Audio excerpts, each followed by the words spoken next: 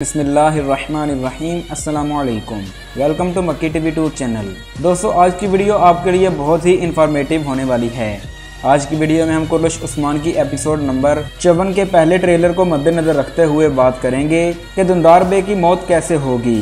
क्या जो गद्दारियां दुंदार बे ने की हैं ये सब सच है? तो गाय अब क्या करने वाला है? निकोला की फौज किधर और क्यों जा रही है? हाजिल खातून का क्या बनेगा? पिछली किस्त में हमें एक्शन देखने को नहीं मिला, क्या अगली किस्त भी ऐसी ही होगी? पेत्रोस और सिमोन का अंजाम कब होगा? क्या वक्ती तौर पर दुंदार को मुआफी मिल जाएगी? इन तमाम की तफसील जानने के लिए वीडियो को आखिर तक लाजमी देखें और इसके साथ साथ हमारा चैनल भी सब्सक्राइब कीजिए। तो चलिए दोस्तों, वीडियो का आगाज करते हैं।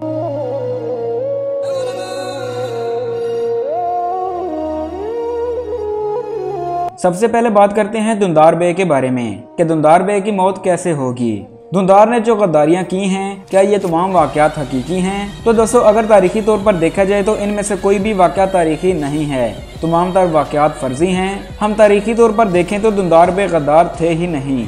दुंदार बे उस्मान गाजी से कई मौक़ों पर इख्तलाफ जरूर रखते थे, लेकिन वो गद्दार बिल्कुल भी नहीं थे।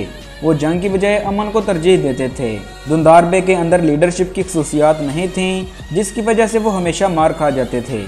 इसके अलावा अर्तुगरुल की वफात के बाद कबीले में सीनियर सरदार होने की वजह से खुद को ज़्यादा सरदारी का हकदार समझते थे, क्योंकि वह उस्मान से सीनियर थे और कबीले में बड़े सरदार थे, इसलिए सरदारान की बड़ी तादाद भी उनके साथ थी। इसी तरह एक ऐसा वाक़या हुआ कि उस्मान ने बाज़ंतीनियों के किला कोपरी हिसार पर हमला करने का इरादा किया, तो दुंदार को लगा कि बाज़ंतीनियों की ताकत ज़्यादा है और हम हार जाएंगे। इसी वजह से उसने जिरगे में उस्मान के इस मंसूबे की मुखालफत कर दी। उस्मान गाजी को लगा कि दुंदार की मुखालफत दूसरे सरदारान का हौसला भी पस्त कर देगी।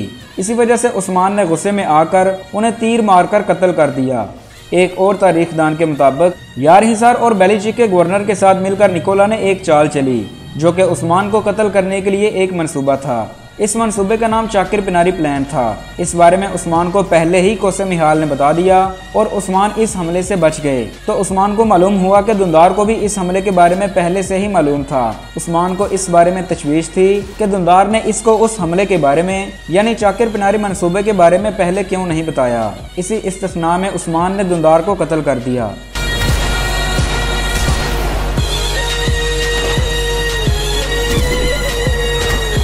इन तमाम वाक़यात की तफसील मैंने दुंदार बे वाली वीडियो में बताई है, जिसे आप एंड स्क्रीन या डिस्क्रिप्शन में मौजूद लिंक पर क्लिक करके देख सकते हैं। दोस्तों, ये तो थे तारीखी शवाहिद। यकीनन आप भी ये जानकर हैरान तो हो गए होंगे कि दुंदार बे गद्दार नहीं बल्कि अपने कबीले के वफादार थे। उनकी वफादारी का सबसे बड़ा सबूत उनकी आज भी सोत में मौजूद कब्र है। अगर वो गद्दार होते तो उनकी कब्र अर्तुगरुल की कब्र के पास न होती, बल्कि उन्हें किसी वीराने में ही दफना देते, लेकिन उन्हें एजाज के साथ सल्तोक अल्ब के साथ दफनाया गया। तो तारीखी लिहाज से दुंदार की मौत फिर तीर लगने की वजह से ही होनी चाहिए। हमने देखा कि उस्मान उन्हें कुमान की तार से मारने की कोशिश करते हैं, लेकिन वो उन्हें तीर का निशाना बनाकर मारेंगे। ट्रेलर में हमने देखा कि दुंदार बेग को अपने किए पर पछतावा भी हो रहा है।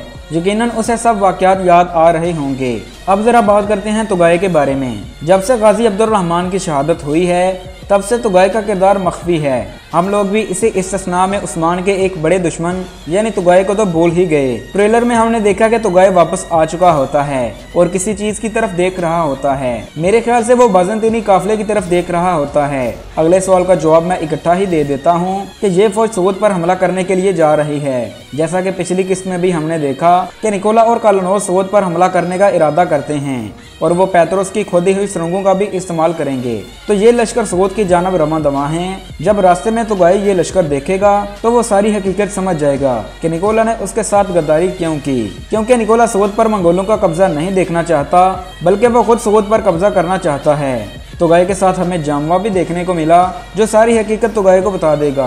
दोस्तों, तुगाई रास्ते में रुकावट पैदा करने की कोशिश भी कर सकता है। या तो वो उस्मान को उस लश्कर की खबर भेज देगा या निकोला का ये मनसूबा खराब करने की कोशिश करेगा। इसका प्लान ट्रेलर 2 में वाज़ेह हो जाएगा।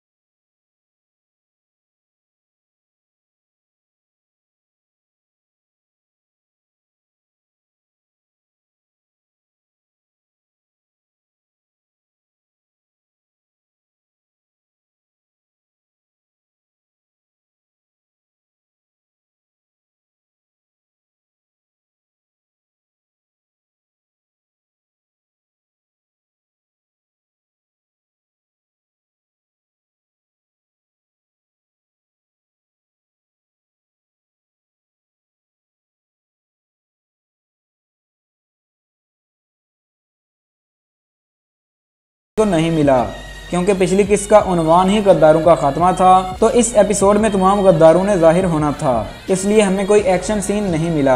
अगली किस्त में मुमकिन है कि उस्मान की निकोला से टक्कर हो और सऊद के मार्के में उस्मान को ही फतह हो। इसके साथ साथ उस्मान कालानोस को भी शिकस्त का मजा चखाएंगे। दोस्तों, पेत्रुस और सिमोन का अंजाम भी अभी नहीं होगा, क्योंकि हमने ट्रेलर में देखा कि वो अभी तक कैद में होते हैं। जब तक वो उस्मान को मुकम्मल मालूमात नहीं देते तब तक उस्मान उनकी जान नहीं छोड़ने वाले। मेरे ख्याल से वो जिंदा भी नहीं जा पाएंगे, क्योंकि इतने खतरनाक दुश्मन को उस्मान ऐसे ही नहीं जाने देंगे। दोस्तों, पिछली किस्त में हमारे तमाम शकूक सच साबित हुए, सिवाय हाजिल खातून की मौत के।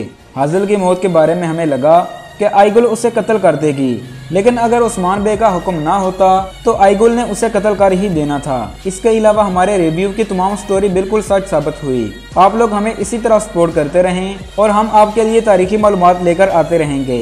मिलते हैं एक नई वीडियो के साथ, तब तक के लिए अल्लाह हाफिज।